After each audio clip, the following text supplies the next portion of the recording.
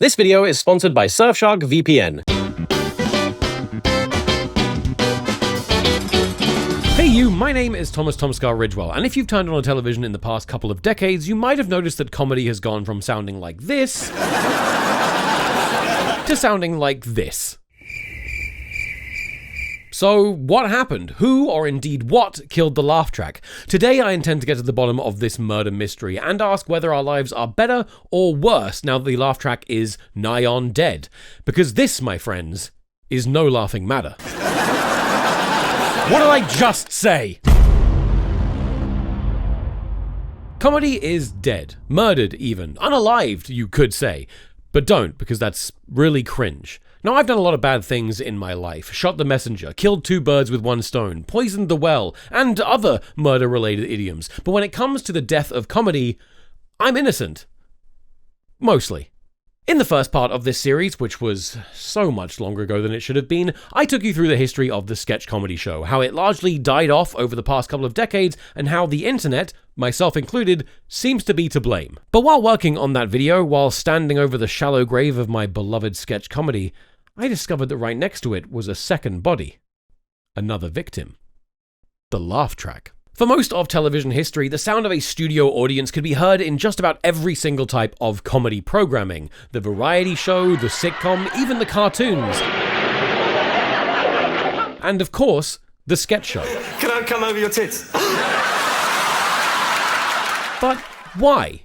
Remember how I said it feels good to laugh? It feels good to laugh. Well, throughout most of human history, if you wanted to laugh, you went to a place where someone was being funny. And while you were there getting your giggle on, you'd be surrounded by other people there doing the same. But the presence of those other people, despite what introverts might have you believe, wasn't a bug, but a feature. See, humans are pack animals, and we naturally like to share things, including laughter. Don't believe me? The word comedy actually comes from the phrase, communism? Yes, indeedy. I think that joke worked better in the script, honestly. Laughing alongside other people doesn't just feel good, it actively makes things funnier. Studies have shown that we feel most emotions more intensely when experiencing them with a group. Sad is sadder, scary is scarier, and funny is funnier. Herd mentality isn't just a game from Big Potato. They also sell Mind Turtle and Muffin Time. Please buy them. Please. I need this. So, back in the past, when comedy first migrated from its natural habitat of the stage to the cold, quiet confines of my empty living room. God, I'm so alone. It seemed necessary to bring the audience and their laughter along with it. TV producers remain wed to the idea of providing some sort of audience reaction to make the viewing experience more communal. After all, audiences were still largely used to enjoying their entertainment via live performance or in the cinema, both of which provided fellow laughers. Early radio and television almost always included the familiar, comforting, guiding, and debatably enhancing presence of an audience to laugh along with. The only reason movies didn't do the same is because they were made with the intention of being watched in a theatre with an audience. When the Marx Brothers were adapting their vaudeville performances for the big screen, they left in pauses for where they knew the laughter would be. Now, what do you want? Do you want a single room? We'd like to double up. Well, eat some green apples. Hey, just a joke. As an Englishman, I'm sorry, the idea of making any noise in a cinema mortifies me to my core, but the Americans, with their hooting and hollering, and indeed clapping at the end, are admittedly enjoying movies as they were originally intended. Still can't pronounce Monty Python, though. Monty Python. Python. So, where did the laughter go? If you're not hard of hearing and you've turned on a television in the past couple of decades, you'll have probably noticed that comedy has become largely laughless. Sure, the descendants of the variety show haven't changed all that much. Panel, talk, and stand-up shows still have laughter in them, but scripted comedy, sitcoms, and sketch shows have gone all but entirely silent. And the shows in recent years that have had audience laughter aren't exactly held in high critical regard. So, what happened? Who or what killed the laughs? And now, a word from our sponsor.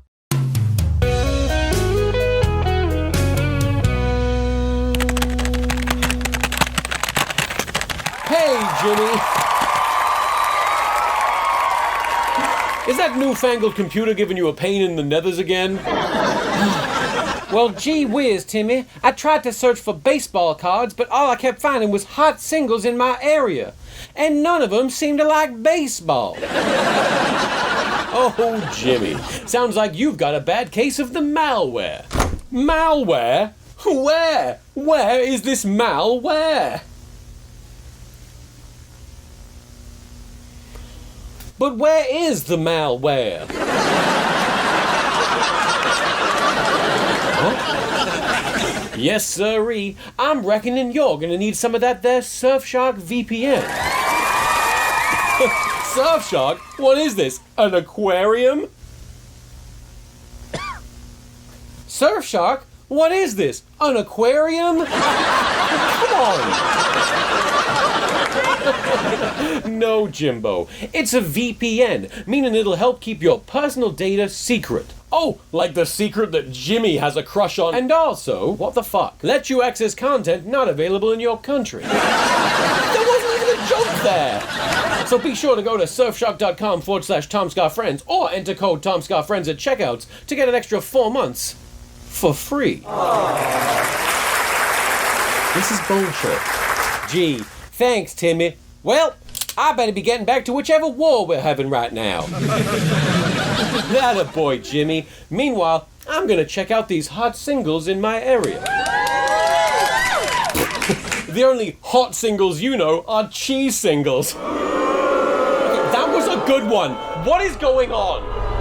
Yes, that's what you get. That's what you get for sleeping with my wife and not letting me watch.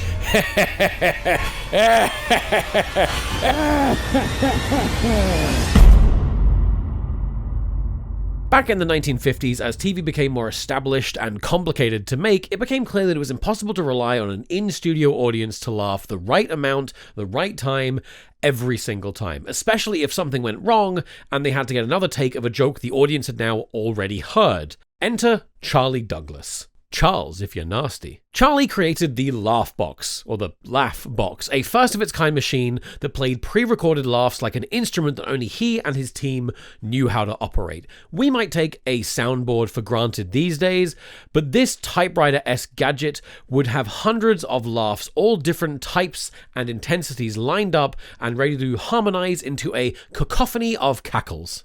In short, Charley could make you laugh, and I don't mean because he was funny. I mean, he could have been funny, I guess. Look, I don't want to speak ill of the dead, but making a machine that plays the sound of laughter on demand does seem like something someone who isn't very funny would make. Kind of like buying a website just so you can have all the people on it tell you how cool you are. So then I says, that ain't no camel, that's my wife!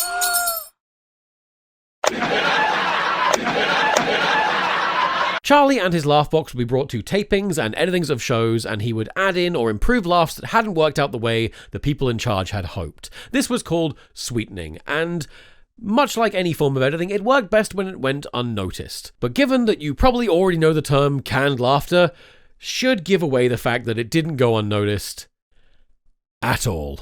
Now, just so they're on the same page, I want to quickly break down the terms I'm going to be using for the different types of laugh tracks / audience laughter. Live studio audience is exactly what it sounds like. A real, live studio audience in the room with the thing being filmed. Can't touch it. A taped studio audience is when something is recorded without an audience present and then played back to a real audience to capture their genuine reaction.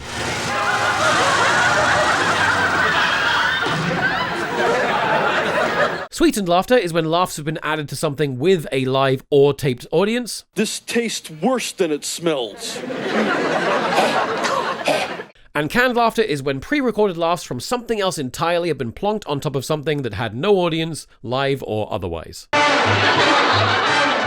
As time went on, reliance on the laugh box steadily increased. Some shows didn't want to spring for the cost of a live studio audience. Some shows were filmed in such a way that couldn't accommodate for a studio audience, such as visual effects heavy single camera sitcoms. And some shows, presumably, just simply weren't funny enough and needed more laughs pumped in. I think it's important to know that it wasn't Charlie Douglas's fault this all happened. He was just a man providing a service. It was the industry that became over-reliant on that service. A service that, as it happens, they would do anything to avoid paying for. See, a lot of these shows had such distractingly repetitive laughs because instead of hiring Charlie to come in and do the job properly, the studios would just use the same handful of incredibly recognizable laughs over and over and over again.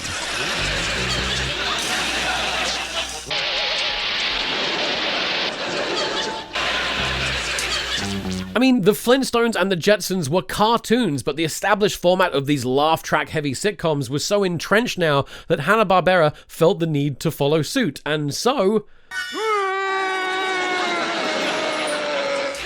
it's all the same laugh again. Stop! And after Filmation's Archie show had a laugh track, it was decided that Scooby-Doo Where Are You?, which wasn't even a sitcom, should also have one. And also, why is there an exclamation point there? That should be a question mark, or at the very least, an interrobang. I get upset about normal things. All in all, the 1960s were a dark time for comedy television for their over-reliance and overuse of the laugh track. Audiences were no longer down with it, and come the 1970s, the live studio audience was back. The first major change, without a doubt, was All in the Family, because that was Norman Lear coming in and saying, I want a real audience here. I want living people laughing. But awareness of and cynicism towards the laugh track was now so great that studios actively had to ensure audiences at home that the show was in fact recorded on tape before a live audience. And so, sweetening went back to its roots of being sweetening, tucked away in the corner and ideally unnoticeable. So, while public relations with laughter, canned or otherwise, definitely settled down over the decades that followed, it's safe to say it remained on thin ice. Kind of like how, yeah, I'll watch a Will Smith movie, but I'll never be able to forget what he did. He was in Shark Tale. Hi, I'm Oscar. But if it wasn't the laugh box that killed laughter, what did? As early as the 1960s, creatives began to revolt against the presumed need for a laugh track, and it pretty much never went well. The Alvin Show and Kentucky Jones either refused or removed the audience laughter and were both cancelled after one season. The Monkees had a laugh track and then removed it in season 2 and was promptly cancelled. For Bill Cosby's sitcom about Bill Cosby titled The Bill Cosby Show, Bill Cosby refused to have a laugh track and it was cancelled after 2 seasons. Then, Bill Cosby made another sitcom about Bill Cosby called The Cosby Show with a laugh track, and guess what? It stuck. And I'm glad everything worked out with Bill Cosby, and the only problem with him was his aversion to laugh tracks. I'm not Googling anything ever again. Now, compromises were sometimes made. The creators of the show M*A*S*S*H,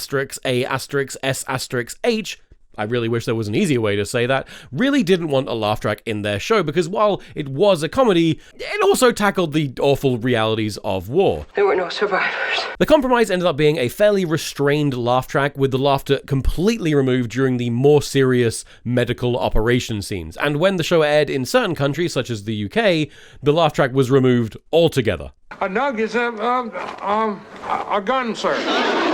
40 mm gun. A nug is a gun, sir. 40 mm gun. That's why that show wasn't funny. But the studios weren't insisting on the laughter simply out of fear that audiences wouldn't like it or wouldn't know what to do or when to laugh without them. They actively checked. In 1968, CBS conducted a test screening with 2 episodes of their new show, Hogan's Heroes, one with a laugh track and one without. And the feedback was inarguably pro-laughs. So, who's laughing now, naysayers? No one. No one's laughing because the laugh track is dead, and that's the bit we're doing for this video. Keep up. From what I can tell, it wouldn't be until The Simpsons that we finally got a successful sitcom without a laugh track, because again, up until this point, even the animated sitcoms had laugh tracks. It would be wrong to strangle your children. It would actually take the birth of an entirely new breed of comedy to truly signal the beginning of the end for the laugh track.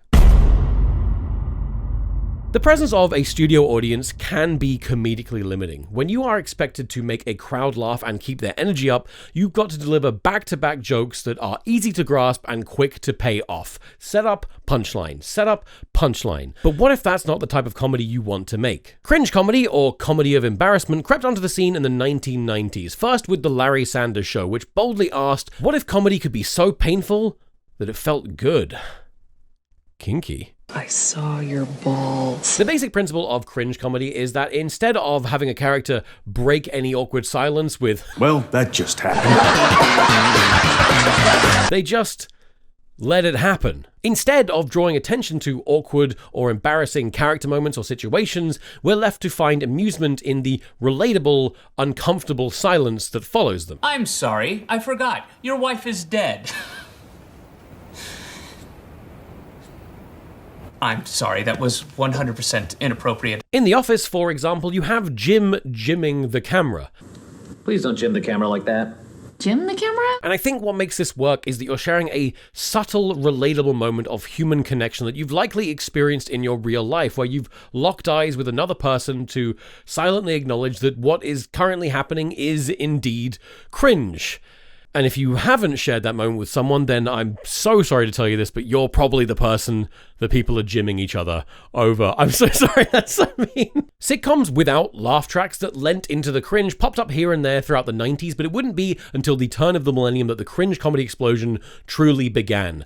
Curb Your Enthusiasm, The Office, 9/11, Arrested Development, Peep Show, It's Always Sunny in Philadelphia, The Office again, and so many more. Not content with being personally instrumental in the death of laugh tracks through The Office, Ricky Gervais even dedicated an entire storyline in extras to lowest common denominator appealing laugh track heavy sitcoms. Are you having a laugh? You having a laugh? Inadvertently perfectly predicting the success of 2011's Mrs. Brown's Boys.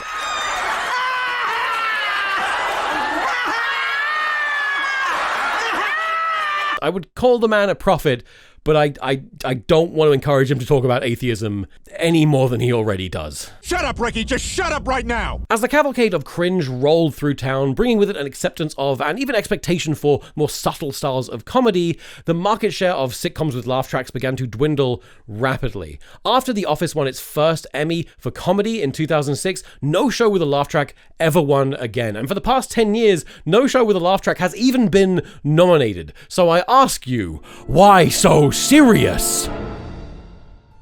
That was cringe comedy, and I hope you hated every fucking second of it. While I was interviewing laugh track expert Paul Iverson, he suggested that it was actually the rise of prestige TV that ushered in the decline of the laugh track. That the release of The Sopranos in 1999 brought with it a seismic shift in the perception of what television could even be. I'm the motherfucking one who calls the shots. Namely, what if instead of being a less reputable and more disposable medium than cinema, TV could be art? Once that took off, that's when The Imitators came out, where you had a lot more shows that were like The British Office. And they were willing to try it because they proved it worked. If I had to define prestige TV in 2 words, it would be production value. If I had to define it in 33 words, it would be budgets and audiovisual quality once reserved for the big screen arriving in people's living rooms, providing a richer and more immersive viewing experience. Oh wait, that's 23 words. Okay, now it's 33. I'm good with numbers. To cement itself as the cable television package to get, HBO began to pump money into making high-quality cinematic productions, and the industry as a whole soon began to follow suit. It's likely no coincidence that this timeline lines up exactly with the rise of the laugh-less single-camera sitcom, as all of a sudden, television was allowed to be taken seriously. And sure enough, in the 2010s, the last notable holdouts of the laugh track sitcoms died off, with The Big Bang Theory even being followed up by a more prestige, laugh-less spin-off. As I mentioned earlier, when a show has to hit a heavy quota of audible laugh-out-loud moments, it can find itself somewhat limited to a certain style of quick-fire comedy. Essentially, the only thing comedy has time to be is funny. However, the rise of prestige TV slowed the pace down a bit more and gave comedy more of an opportunity to be both funny and sad, or sincere, or strange, or dark, especially with the genre fusion of comedy drama. I mean, hell, in 2023, The Bear won the Emmy for Outstanding Comedy Series, and that show once got so dark and heavy that 2 separate people I know had to pause mid-episode to go process generational trauma. You know, because comedy. Fuck you! This is all to say that in a TV landscape dominated by the prestige format, or at the very least trying to follow in or emulate its footsteps, there just doesn't seem to be much room left for the laugh track.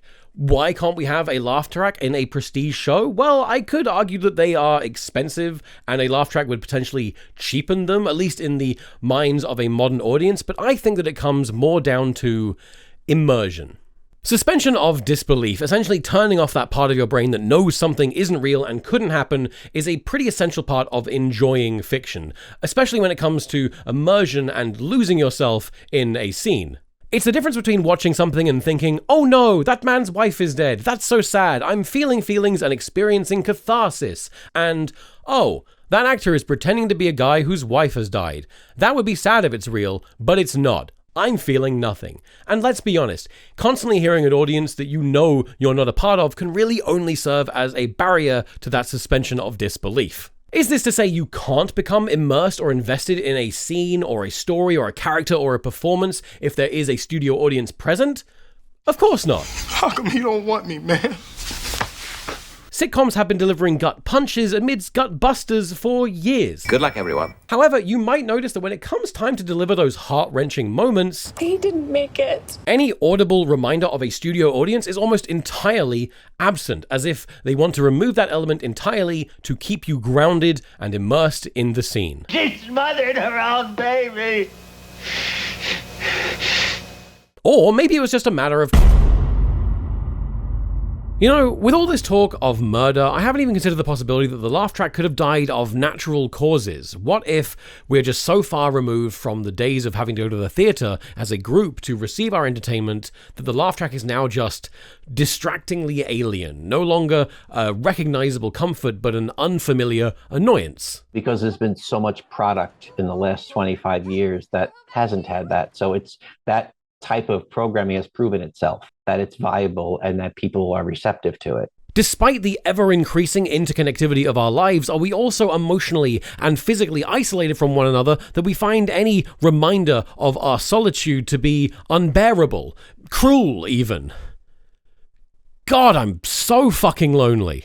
Kids, could you lighten up a little? Or, perhaps more likely, do we just find it weirdly outdated and painfully reminiscent of old-fashioned styles of comedy and a perceived condescension in being told when to laugh? Please clap. Have you seen what happens when they try to revive old sitcoms without updating the format at all? I think also the fact that it's a 3-camera laugh track sitcom just kind of makes it feel weird, you know? Like, I mean, this is just something we don't do anymore, and it's just kind of corny now. While its relevance is declining slowly, half of the UK's total viewing audience still watches traditional broadcast television, complete with all its laughter-heavy panel talk and game shows. But when you look at just people under the age of 35, social media platforms such as YouTube and TikTok come out on top, with streaming services following behind. As is the way of all things, we just appear to be leaving the formats and mediums of the past behind us. Let the past die. Kill it if you have to. And if you hear a laugh track in anything these days, it's usually done for the sake of parody, or to make something feel distinctly separate from reality or out of time. Kevin Can Fuck Himself does all 3 of those things simultaneously, only turning on the laughs when satirizing the dysfunctional marriages of sitcoms past, drawing extra attention to how unsettling the norm once was.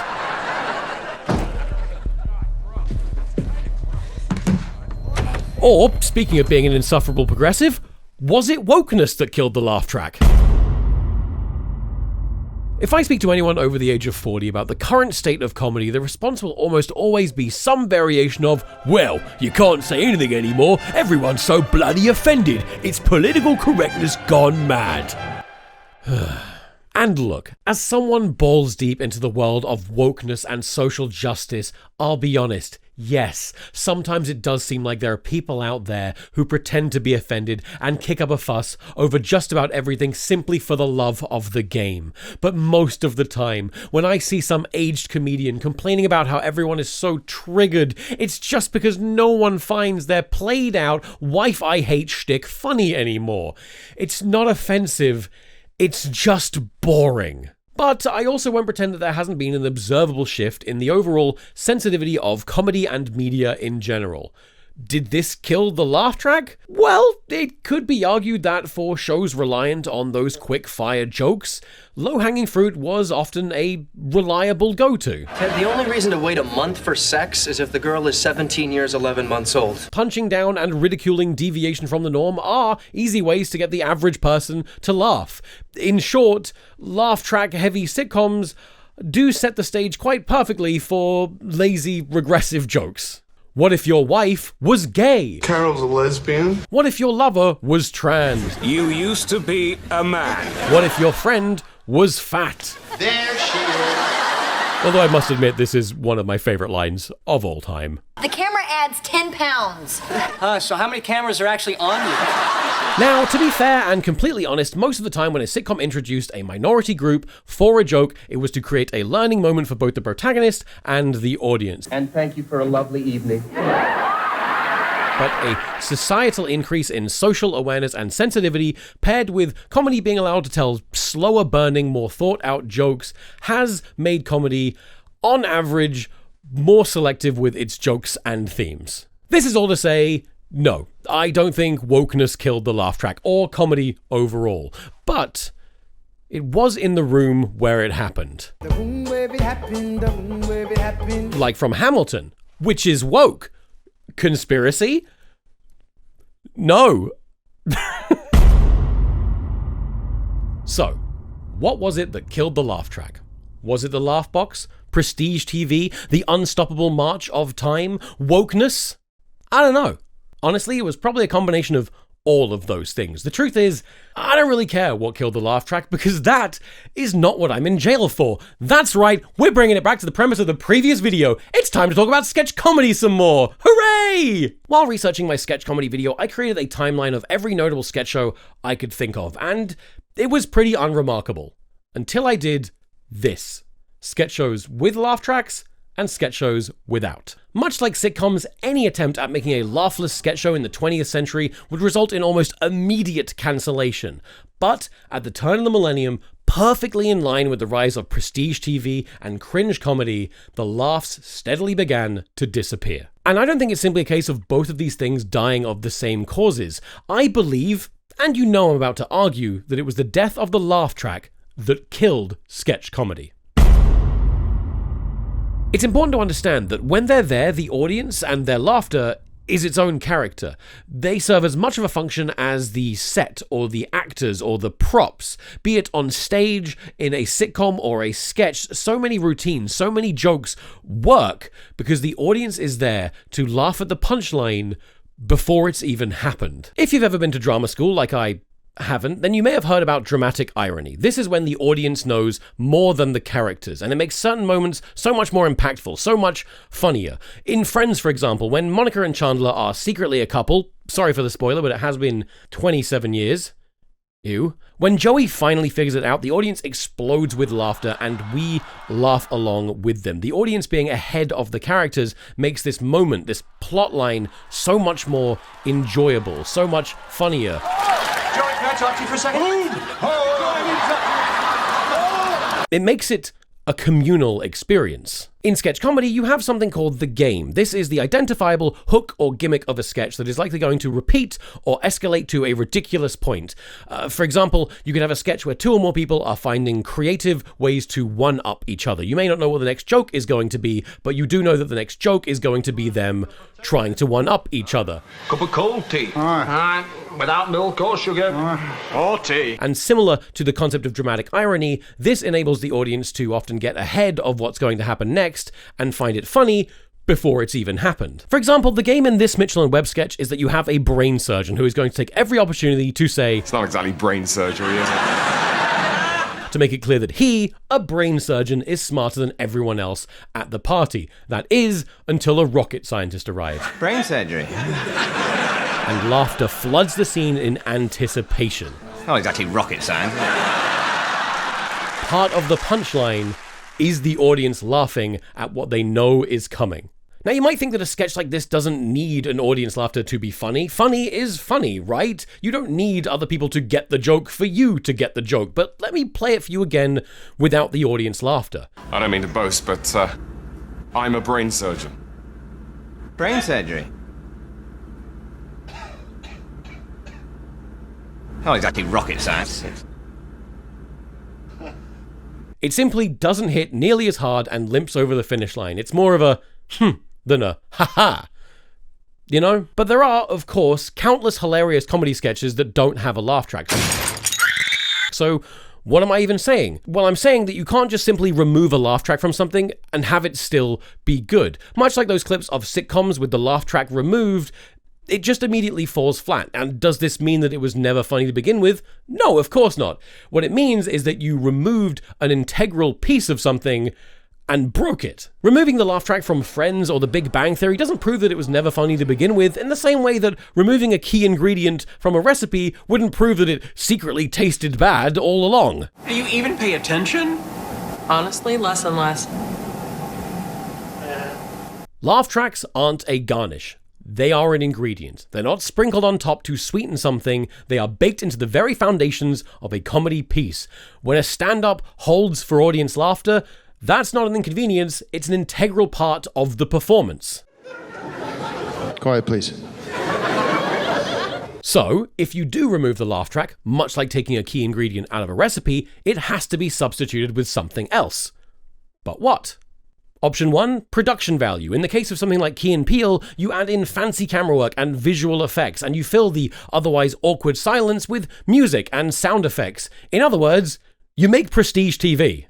Option 2, up the pacing. Without a bed of laughter to ride like a wave and fill the silences, you have to tighten up the pace of a sketch massively and often provide a hard punchline. No more fading out with the laughter. These are the kind of sketches that you see online especially. Great.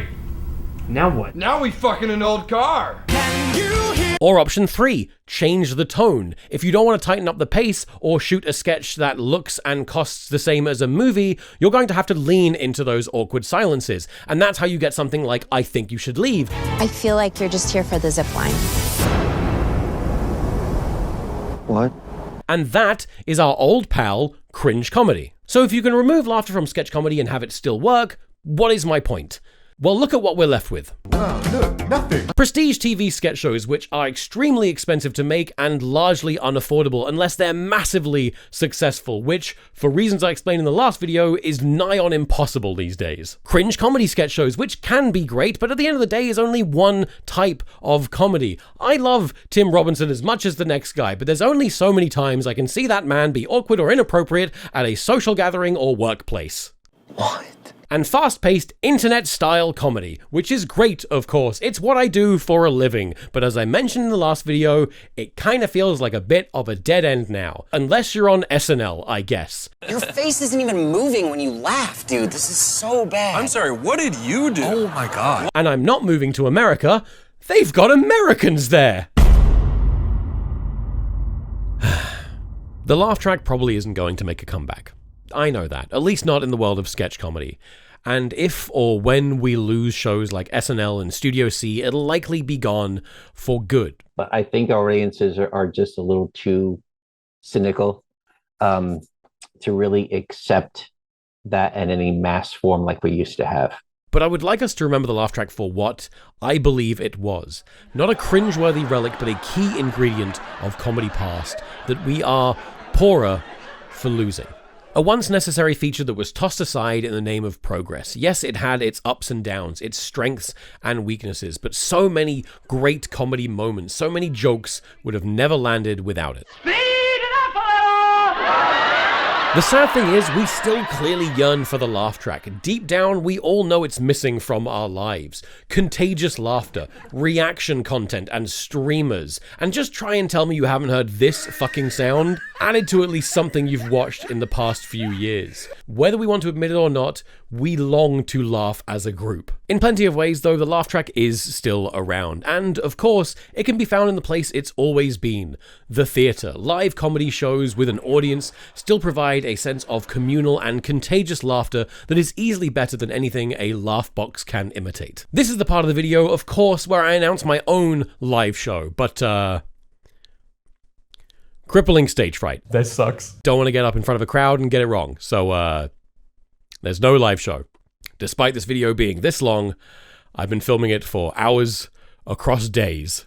I don't think I'm very good at this. So there you have it. The internet didn't kill sketch comedy. It was the death of the laugh track that did it. Case closed. Oh God! What do you want, prisoner? I didn't kill sketch comedy. I'm innocent. Sketch comedy? Mate, you're in here because you killed all them kids! You know what? That actually makes a lot more sense. Yeah. Yeah. The end. I want to thank Eddie Bowley for helping me research this video, along with Andrew Dawson and Paul Iverson for talking with me. Paul actually added a laugh track to a couple of my old videos. You can find those over on patreon.com/TomSka and friends. Does the laugh track make the videos better? Not necessarily, because they were shot, edited, and paced to work without a laugh track, but it's still pretty cool. It's pretty cool. Okay, bye! Hey you, thank you for the money. Hey you, thank you for the money. Hey you, thank you for the money. Hey you, thank you for the money. Hey you, thank you for the money. Hey you, thank you for the money. Hey you, thank you for the money.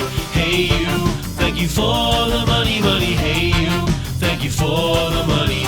Hey you, thank you for the money. Thank you, patrons. We appreciate it. I hope we turned your money into something that you found at least kind of funny. Oh, it rhymed. That's fun. Okay, bye.